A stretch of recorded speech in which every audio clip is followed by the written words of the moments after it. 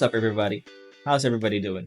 I know my weekend was rough too, but this week got me thinking about this one ability that you need to have that will get you from being a amateur artist to being a pro. And it's none of these fancy stuff. Like it's not just drawing every day or shading or fancy detailing and renders. It's just observation.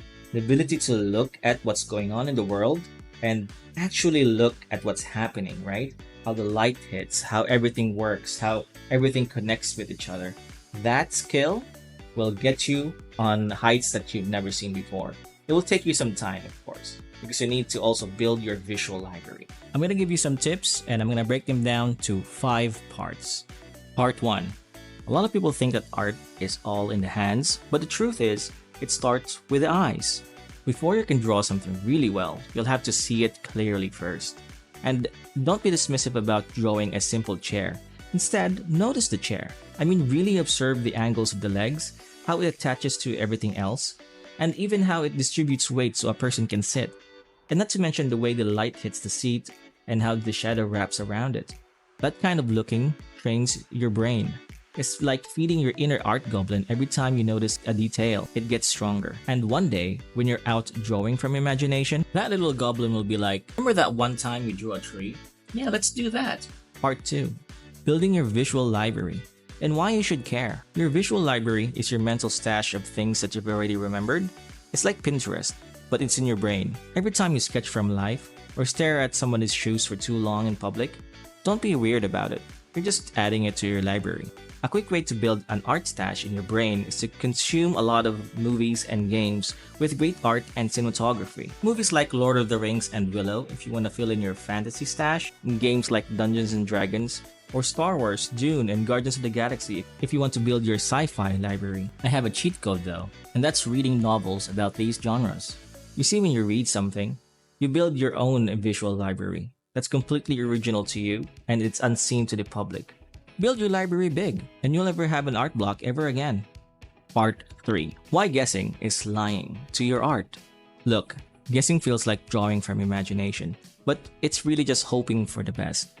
And when you rely too much on hope, your work ends up looking a little off. We kind of think we know what a bicycle looks like until we actually draw one, but end up drawing the wrong things or missing key details that makes up a bicycle. But the good news is you can fix that. Not with magic, but with mileage and observation. The more you study the real thing, the less you'll need to guess. You'll start knowing how stuff works, and that's when your drawing gets that pro-level polish. Part 4. How to build your visual brain power. Okay, we've talked about observation matters. Now let's talk about how to actually do it without feeling overwhelmed or bored. Here's the good news. Observation is a skill you can easily train. Just like drawing, just like muscles in the gym. The even better news? It can be super fun once you know how to sneak it in your day. Here are 4 quick tips on how you can do this. Number 1. Carry a sketchbook like it's your passport. Think of your sketchbook like it's your visual diary. It's not just for finished arts of your greatest hits. It's also for messy, quick, imperfect studies. It's where your visual library gets built. You see someone in the train with an epic mustache? Sketch it. Cool tree with twisty roots? Sketch it. Your sandwich looked unusually aesthetic today? You know what to do. Don't worry about polish. You're not drawing for Instagram. You're just drawing for your brain. Number 2, do quick visual notes. Sometimes, a quick drawing alone isn't enough. Try adding little labels or thoughts. Quick notes burn the observation into your brain. You're not just copying, you're also understanding. Number 3, take reference photos but use them actively. Don't just collect references like a digital hoarder. Use it. Take photos of cool things, outfits, animals, anything that grabs your eye, and then draw from them. Better yet, turn them into a study and a challenge. Do a 5-minute sketch of a picture you found online, or recreate a lighting scenario with your own character. Number 4, challenge your memory with observation recall.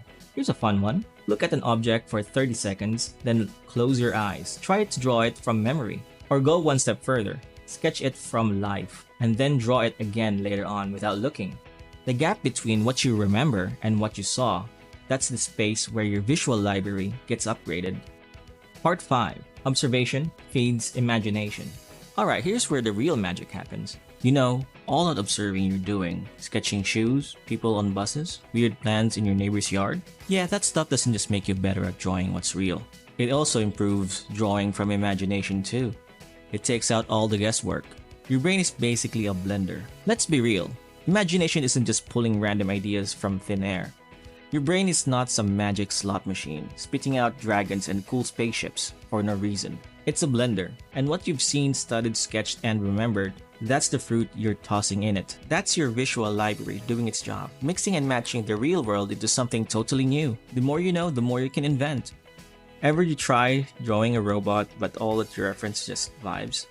Try drawing a mech, a robot, out of nothing. You'll just end up with boxes with arms. But if you actually look at all the machineries, the hydraulics, the engines, and the wires, now you're designing with purpose.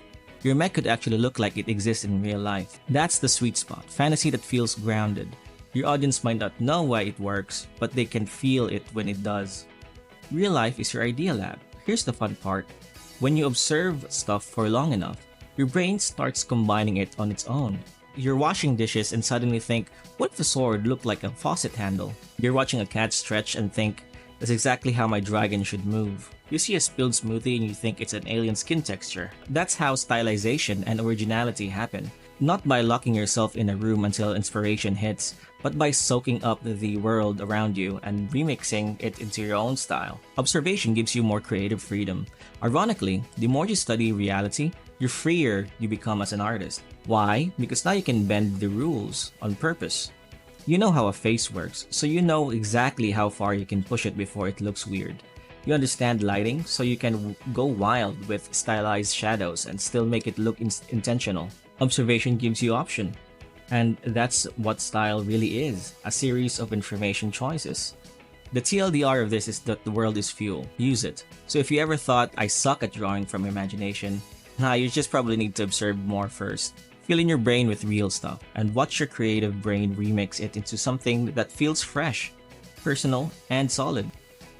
To wrap this up, look first, then draw. So yeah, if you want your art to hit harder, feel more real, stand out more, don't just draw, observe more. Your pencil can only draw what your eyes have noticed. And the cool thing is, observation is free. It's everywhere. The world is your reference sheet. You just have to stop and smell the roses. Here's a challenge for you. For the next week, draw one new thing every day, based on something you saw in real life. Shoes, trees, toast, whatever. No Googling, okay? It's just for your eyeballs and your sketch. Build your visual library, one sketch at a time. So yeah, I just wanted to talk to you about this. It's not really being mentioned a lot from the artosphere, and especially in YouTube, at least from what my observation. I could be wrong. And also, I just wanted to show you off my drawing here. And if you like this video and if you find it informational, please give it a like and subscribe. You guys have a wonderful day. Bye-bye you!